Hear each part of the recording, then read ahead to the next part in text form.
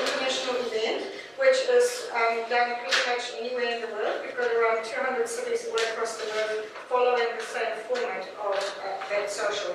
So what we can expect today is we will have our wonderful speaker talk about social impact and how his passions are driven him as an entrepreneur to be where he is now for about 20 minutes. And then I encourage you all to do an active Q&A. So I'll come back up and we'll just literally, we will pump Rick full of questions so that we can learn as much as possible.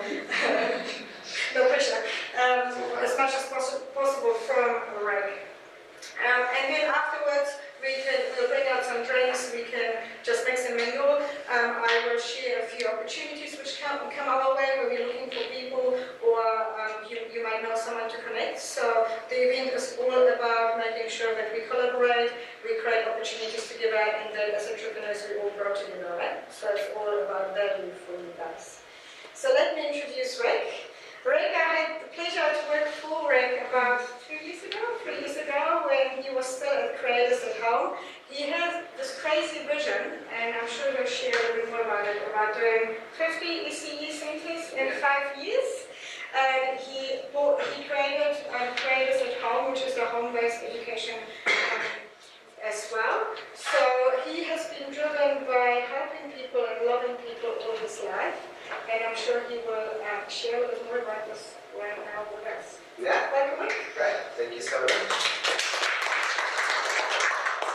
Thank you, Paulina. And hi, everybody. It's nice to have you. Nice to be in Tauranga. I just said before I left at about lunchtime, I left Hamilton and said, I'm going to Tauranga. And I was like, oh, that's, you go to the beach. This is good, though. So good. I'll get straight into it. So, and then afterwards, I love Q&A. I think that's more where you get the real stuff from. I can tell you some stories, but if you've got questions, if you want to know a little bit more about what we're discussing or talking about, then definitely please speak out and ask questions. So, about 6 months ago, my lovely partner Maria and I, we were just on an occasional Netflix and chill kind of evening. You always have big dreams about going out for dinner, and then you end up not. And we watched this documentary on Netflix about the Guru Osho called Wild Wild Countries. Anyone seen that? Fascinating story. He is the love-making guru, but that had nothing to do with it, maybe. And the documentary captures his journey into creating this vision for euphoria in the middle of America. He's from India, and it's a very interesting journey. Kind of goes a bit pear-shaped. There's guns involved in war, but hey, we'll skip over that a little bit. But part of his teaching is this active meditation, which is very different to the normal quiet meditation that we can think of. It's kind of, there's this mixture of free movement, kind of goes crazy. I would demonstrate, but I just don't know. I don't think I've mastered it, Paulina. It's kind of like, it reminds me of Phoebe running in Friends. Anyone, come on, we're like the right age here for Friends, you know, like shake your body, and then there's an active meditation of just speaking in gibberish for like 20 minutes. I don't even know how to do that. So you just speak, you clear the mind, and then there's an active meditation on laughing hysterically. Absolutely wild, crazy from the outside looking in. Watching that documentary kind of reminded me of an experience I had as a 16-year-old. 16-year-old immigrant, I'm born in South Africa, and I'm in this crazy country called New Zealand, completely loose, this country. I was really like short back and sides, kind of conservative upbringing, finding myself as a teenager a little bit lost in New Zealand. And I find myself, a friend asked me to come to this kind of mystical, what's the other word I can use, church kind of like experience. And I was like, my intriguing 16-year-old self was like, sure, let's go have a look. So I go in, and I was more interested to see if there were some girls, to be honest, because I was 16, and that he did tell me there were a few really lovely girls, Christian girls. And so I went in and sat down, and I didn't realise, but that night would begin a journey for me that completely changed the way I would live and the way that I would go forward in the world. I now call it kind of having an experience of meeting my authentic self. Some people call it maybe meeting your spirit, maybe getting in tune with your spirit, or maybe some people call it God. But there was something that happened over that period in the next 2 or 3 years that was so life transforming that it literally shaped the rest of my life. What does that have to do with entrepreneurship? Well, I actually think that entrepreneurship is completely an inside job. And entrepreneurship is our ability to share our story with the world. It's the tools. I say that business is the tool for our story. It's when we're truly operating from within us, it's what we're creating should be a flow from that. And I think my story is hard to understand without understanding the context from which I really come from. So for the next 2 or 3 years, I actually dedicated my life for the next 6 years, 7 years, working with teenagers to help foster that similar experience, that similar life-giving, identity-forming experience for them. And we saw teenagers from all sorts of walks of life come and help them. But there was this moment where I realized, what if we can, like teenagehood, there's a lot of stuff that comes, you've already gone through 16 years of forming. What if we can create something where we really can love on humans, love on people from the very beginning? And that is where this dream of early childhood really came from for me. So, entrepreneurship for me is creating from within yourself something beautiful and finding solutions that others would love. And I've just got a couple of stories that I think that you'll enjoy. I'm just going back here.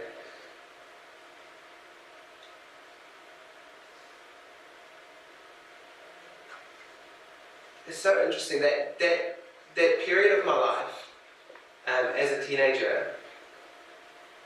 Sometimes I'm almost a little bit ashamed or unsure of whether that is exactly, or how to share it with groups, because, going through teenagehood, I don't know if you've ever been a teenager.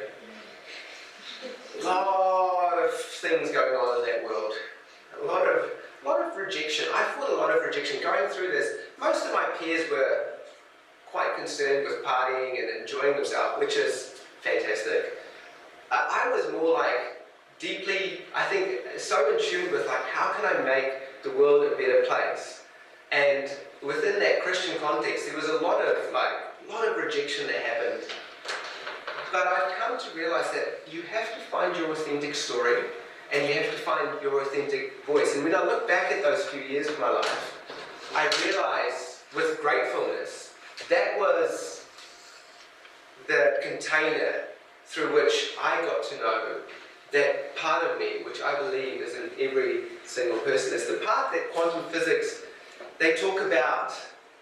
It's the part, they call it the entanglement, which for me is the connectivity to all humans, the connectivity to all things. There is a part in all of us, which for me, I believe is pure love. That when we get to understand that and we allow that to come to the front of our consciousness, that we start getting connected to all people. We start getting connected to all things. It's like an awakening to your true self. So for me, the greatest thing that I could ever talk to anybody about is how do we connect beyond our shame, beyond our rejection, beyond our fears.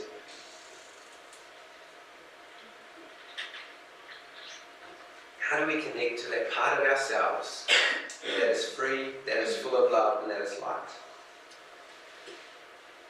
So, fast forward, So I spent 6-7 years working with teenagers. Fast forward a few years and into July this year. And I'll show you a little video here. Oh, hold on, Felina. You said that I'm going to nail this and... Oh, there you go. I'm sitting on a couch.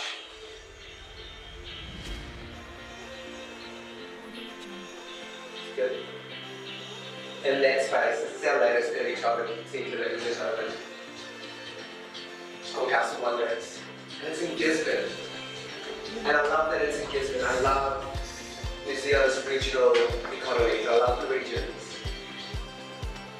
Because it's our kitchen. It's so good, yeah.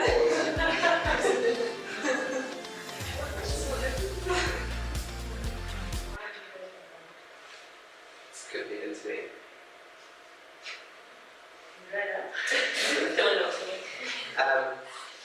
Well, they sorted out. So I'm sitting in the couch, and we've got you just saw this internal garden, and we've got an art studio in it. And we're dreaming of a community hub. What can we do? What can we do? How can we create? Basically, we've been driven. How can we create the best for every single person? Make it accessible to everyone in Gisborne. And I'm sitting there with an educational leader, and she kind of looks at me, and she's like, I think she's telling me with her eyes that it's quite unusual to have a young male driving this, in early childhood. So she's like, how did this happen? And I was in a particularly reflective mood, so I was like, buckle in, lady. We're about to go on a ride. I was going to say I had a glass of wine, but I think it was 3 o'clock in the afternoon. It was a different meeting. And but reflecting back, there has been so many incredible moments that has happened throughout my 20s that has made this come alive. Here we go.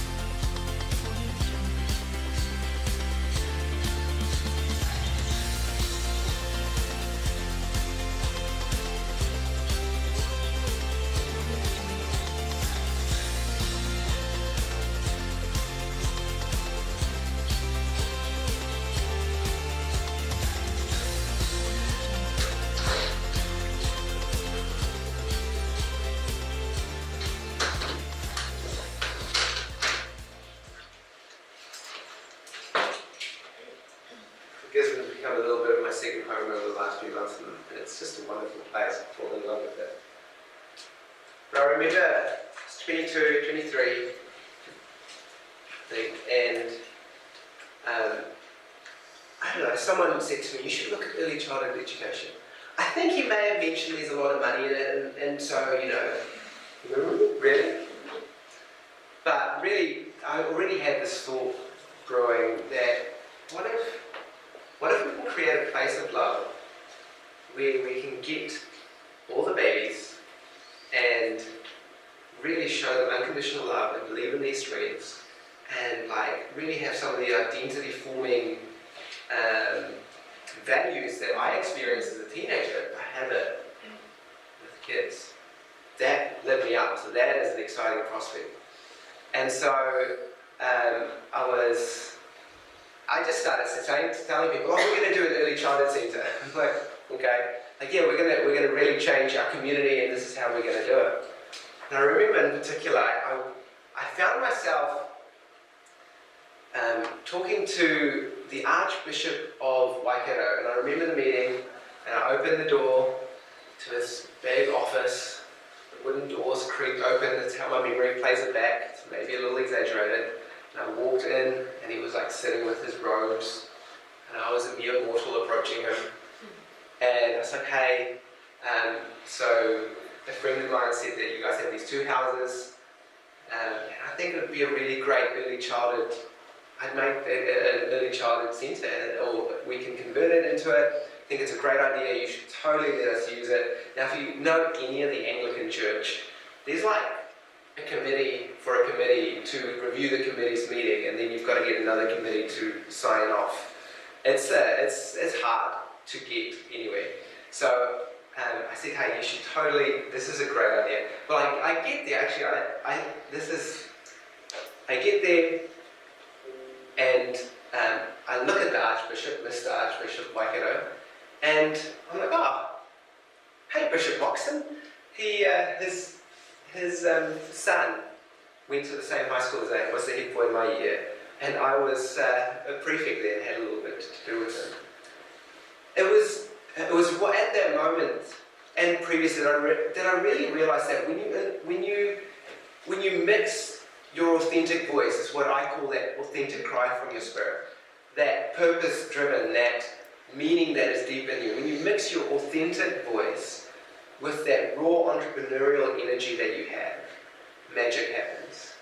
And if you can take anything away from tonight, there's two things I think. One is that in order to be a great entrepreneur, you have to really find who you are as a person.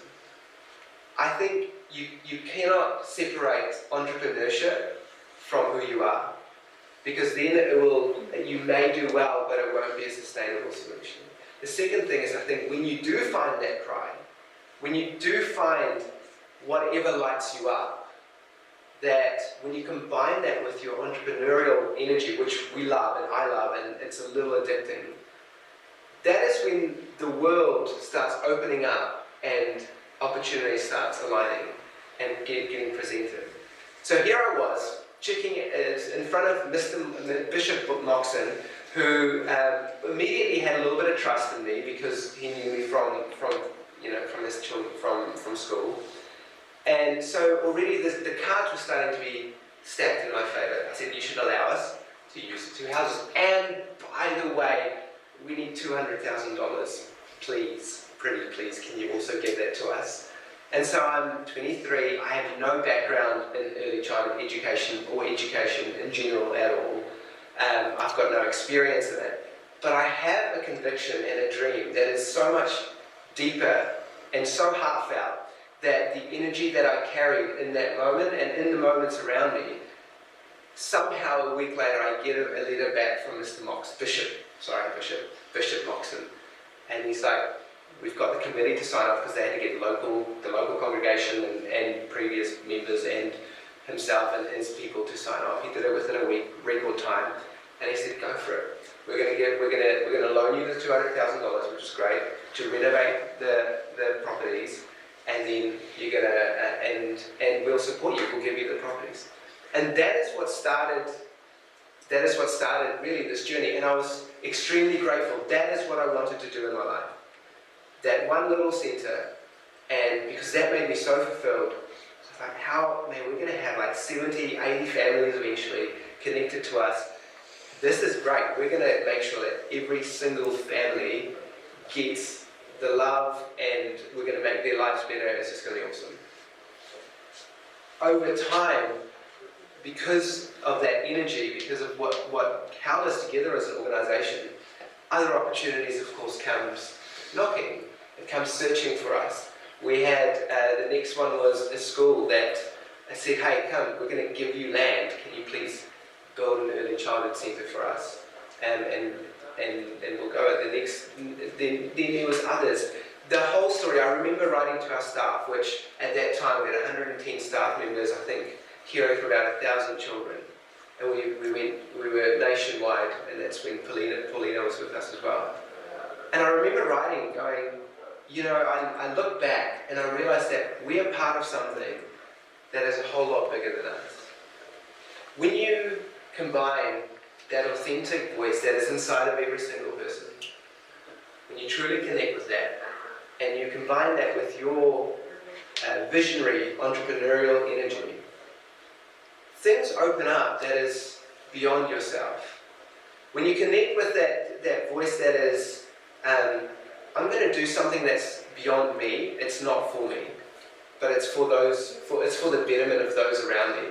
And I'm going to do something that's going to outlast me. So it's for others, and it's going to outlast me, you know, generationally. It's going to survive when I'm long gone.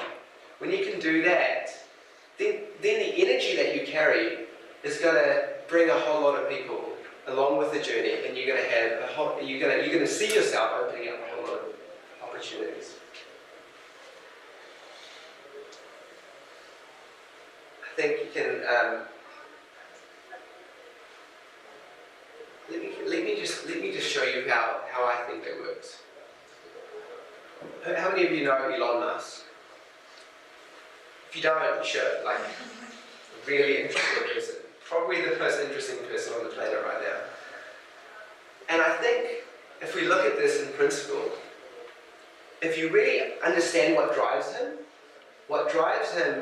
is that he wants to. I saw an interview of him recently, and he said, I want to take the greatest amount of steps to have the best probability to achieve a good outcome for humanity.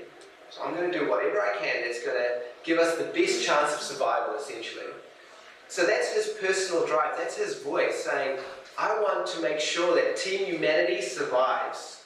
And right now there's a whole lot of stuff, so what am I going to do that's going to ensure that it's going to happen? And so you've got his businesses, his tools, his language. Tesla is about creating a clean economy, transitioning us from fossil fuels to a cleaner economy, so that the planet can restore and revive.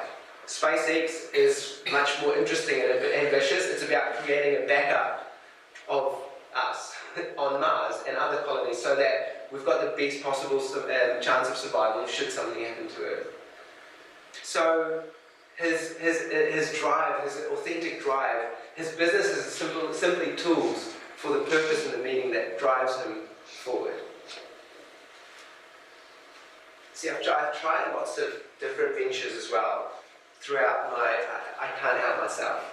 They call it the shiny thing syndrome.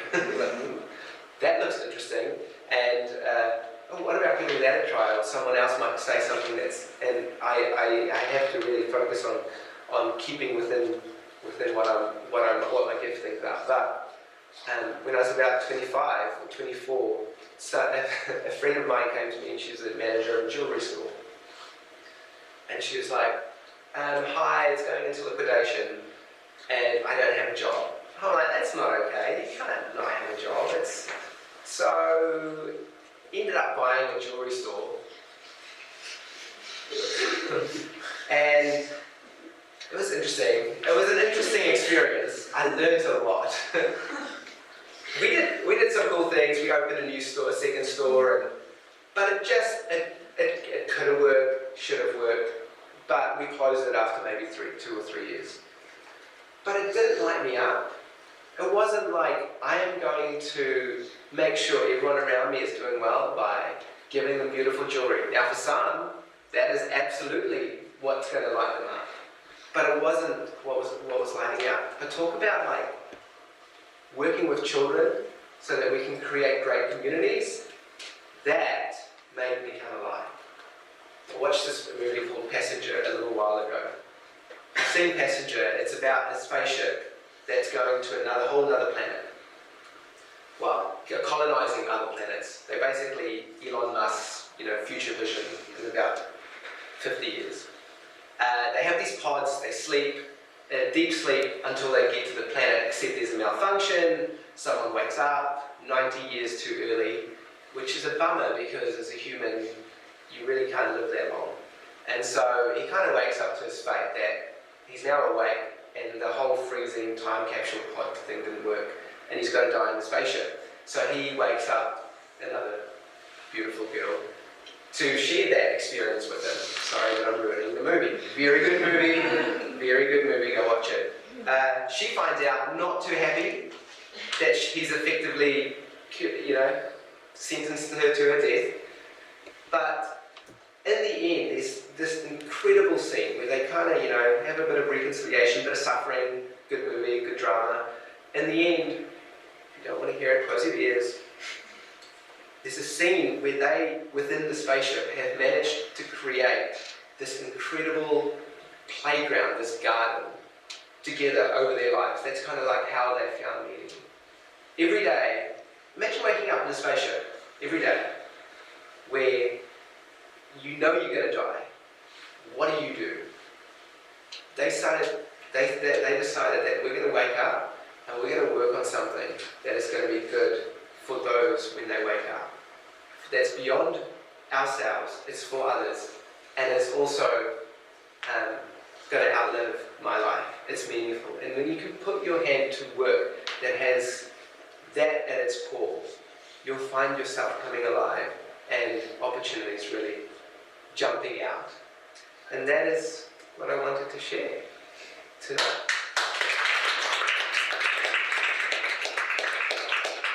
Great. So feel free to ask questions. Kick started. Right. You said that you have this inner voice or inner life, which is lighting you up. What do you do on a bad day when you wake up and you really don't feel like getting up? How does He literally doesn't have one. I do have bad days. Okay, here's the thing, you cultivating your internal life is really, really important. I think maybe some of us have been more fortunate than others in terms of our relationships, well, I don't want to get too much back into psychology, but I really do deeply believe that how we were treated as children with our parents really formed the robustness and our resilience. That's why I'm so passionate about parenting and creating really healthy frameworks for children.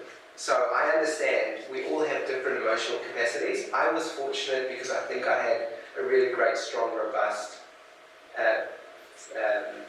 family upbringing that really helped. However, you have to keep cultivating that. So I try and preempt it. I try and fill myself with things that are good for me. I would very rarely partake in conversations or anything that is not to do with something that's uplifting or connected to what I love. I obviously have strong, not obviously, but I have strong habits of meditation and priming of my mind. I do try and incorporate morning routines, but actually being with Maria, it's great because she's a morning person, I'm a night person, so it's training my mind to get up earlier. But I would say, that would be it. Priming yourself so that when there are bad days, you've got the strength to go back into your life to find that. Cool. Do you guys have any questions? I skipped through a lot of my journey. There's a lot. It's 20 minutes, so yeah. Right, when you're working with the youth, and Yes. then you went back, and what sort of role were you in when you were working with the youth? And then when you went back to when they were forming those, identities as small children, what kind of took you back to the beginning again? To the babies? Yeah, did that youth have a connection going back? Because I worked with you. Yeah, why did I go from working with teenagers youth to and babies? then, what was the principle around that? Yeah, so with youth I was essentially working as, I suppose, community workers within the context of church, so they would have families and we would put on programs that would really be focused on identity, very strongly on identity and so on. But it was that thinking of, your brain develops, it's like 95% of your brain gets wired before the age of 5. And We just don't understand how important those first early years are. And once you've got those highways formed within your brain as a teenager, even though it's still growing like crazy, it's a lot more difficult to rewire. So my logic said, actually, let's get into the space where they are, where most of those connections, neural connections, are being formed. And also let's try and work with parents while that's being formed, because of course that's the strongest. So the identity part of brain developing and then moving on to be teenagers that were more comfortable in your identity and confident to move forward. Absolutely. Children who experience trauma have literally got different brains as a teenager than what children who don't. And so, and trauma can come in a whole range of things. It's not necessarily physical abuse. It can very often just be emotional unavailability, which I think is probably predominant, just parents not available emotionally. And so without that reciprocal relationship, as a young child, that will affect how you see yourself as a teenager. Now, there's obviously tools that you can work with children or teenagers to rewire their brain, and that's the beautiful thing and the hopeful thing about our brain is that it's neuroplasticity. It's continually forming, continually changing, and that's exciting. So it doesn't matter if you're 40 or 16, we can always change our past. That doesn't have to define us, and I think that is a very hopeful story for us all. It's just a lot harder. Just have to have a lot more focus. Yes. What do you think has made your venture successful? I think a singularity of purpose has to be it. I was very clear that this is not about me, ever. This was never about me. In the end of our venture, we were worth $8 million. So, but it was all within a social trust because it was never about me. It was never about the money. Now, I love money. Money is great for influence and power. And I'm not saying social enterprise should be in a charity context. But it was never about me. It was always about actually what can we do together? How can I incorporate your idea and your ideas? And how can I drive it forward? I've got a great gifting of making things happen. That's my gift. And I know other people aren't, that's not their gift. But other people are great with systems and processes. I am useless at systems and processes. Not my forte. Paperwork. Cannot do it. I struggle. People would second that. Talk, but I can't. So that's what I'm trying to say. Can you tell us how did you go? Because you said you like all the next shiny thing. Oh, this is pretty. And you go and say you need to focus. Yeah. How do you? What are your principles to determine if it's an opportunity you should take up rather than pathway? So it's a really interesting question. I think as an entrepreneur, I've come to now realize, and I think early 20s I was a lot more like, I'm going to give everything a go and see what pops, because you've got the energy and you're just excited about life. Still excited, but I think the more you gain, the more you've got to lose a little bit in terms of time, and the more opportunities that present you, you have to become a lot more clearer about what actually you want to achieve in life. So I try and think like, what's future Rip going to really love? What can I do that he'll be real chuffed about? And if I'm like, I think I just recently set some goals that I'm like, oh, okay, that's scaring me. And that was, and it was literally only 6 months ago. I'm like, okay, that's good. But it was about me going, what is it that I want to leave on this earth? What is it that I really want to do that I feel would fulfill me moving forward? And so now it's more about creating opportunities, and if those opportunities come and they help me achieve that, then I'll do it. If it doesn't, then it's a pretty easy no, because I don't want to like disappoint future rep. What are some ways to learn more about yourself and understand yourself better that you? It's a great question. I think the first thing you need to realise is that no one can tell you that answer apart from yourself. Tony Robbins. That's number one. Number one is confidence in yourself. Like, you know those times where you felt peaceful and fulfilled. And you need to try and understand what those times were. How were you connecting? What is it for? Then the second type thing is definitely dive deep into those who have gone through those journeys and that can share it. Maybe Tony Robbins and I do learn, but I do learn a lot from those people who can help me get past my mind jungle. And but I think ultimately it's trying to really look. I read this beautiful quote from Guru Osho because I was actually preparing this. I was like, I'm just going to go. What was those meditations called? He had this quote and he said that meditation, that most people are very scared of going internal because we've created chaos, and that's the truth, there is chaos there. But you've got to have the courage to face the chaos and be with the chaos and be at one with the chaos so that the chaos can dissipate and not be afraid of it anymore.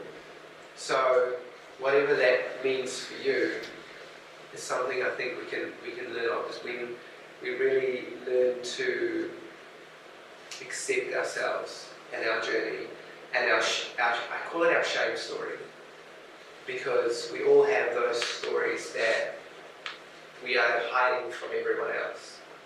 And I have a few of those, but it's when I realised that in accepting it and actually being vulnerable and risking that I might be a little rejected by others, but accepting it and knowing that it's beautiful, that you really start gaining so much power in yourself. And you can really start going from that, moving outwards. That's just a little bit of what I think. Do you have a mentor or someone you look up to? Many, but not so many that I can call, or that I don't, it's interesting, I don't have like a physical relationship with someone that I think that's the person that's really driving me forward. And it's actually, to be honest, something that I've missed in my life a lot. And that's right from my early 20s, I've always wanted. But I am a master at reaching out to those who are doing well. So, always believe that if you're going to own the realm of plumbing, you find a plumber who is absolutely kicking butt, and you approach them and you say, hey, I admire what you do, would you mind having lunch with me? I just want to learn.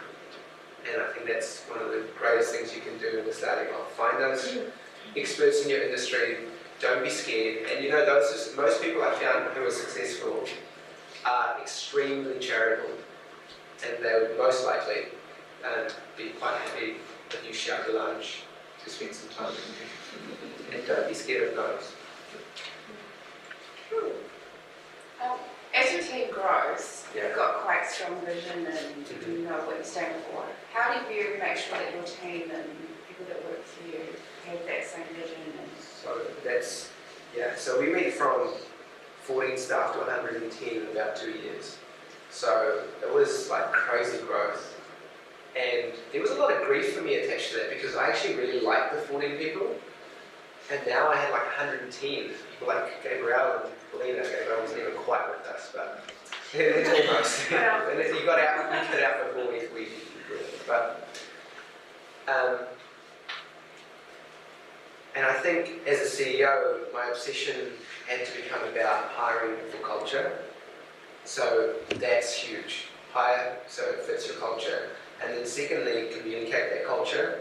And then thirdly, communicate it again. And then fourthly, communicate it again. You have to talk. So you have to tell the story. You have to become an expert at storytelling. See, as a social entrepreneur, I think your personal story becomes your brand story. Elon Musk has done that really well. I think that's what someone asked, like, how did that help becoming successful? I think it was my story became actually our brand story. Like we just wanted to make the world just a little bit better, and it was that I continually communicated to everyone, and they were either on board or we'll see you later. So yeah. Cool. Everyone will go. What kind of principles do you teach that are different to, say, traditional kindergarten or school? From a bit, like from what we do in here. Yeah. We've got, we call it the 6 pillars or the 6 wonders, House of Wonder. What is really big for us, there's a couple of things. One is that I have this innate belief that every child, everyone is good at something. Everyone is better at least one thing than 1,000 others. So, you know, every person has a strength. Every person is a genius in something. And so it's really, we have to find what that is in a child. And then we have to create an environment where that's empowered. That's how I thought, like, this is kind of what we want to do. Now we've really developed processes and principles on allowing children to create amazing theories and solutions to the world. So we do all sorts of projects with them. Just recently I got this fantastic video on my phone of children who've created these machines that's going to clean up the oceans. And I'm like, it's true science, like this is actually happening out there, and it's just the simplicity, like how should we clean up the oceans? Well, we're going to create this. So it's got rubbish bins, sorting, and it's got this vacuum nostril. This is 3-year-olds, 4-year-olds thinking, how are we going to change the world? So we have the social focus there. Then we integrate mindfulness into our practices. We do that every day with, well, we're still refining that, but pretty much daily with children, getting them to be calm and get to know themselves. But more, the main thing that we're really after is how do we love the crap out of these children? And how do we create that beautiful place where they feel a sense of belonging? And of course it's cool, like it's really nice, it's a nice place, nice environment.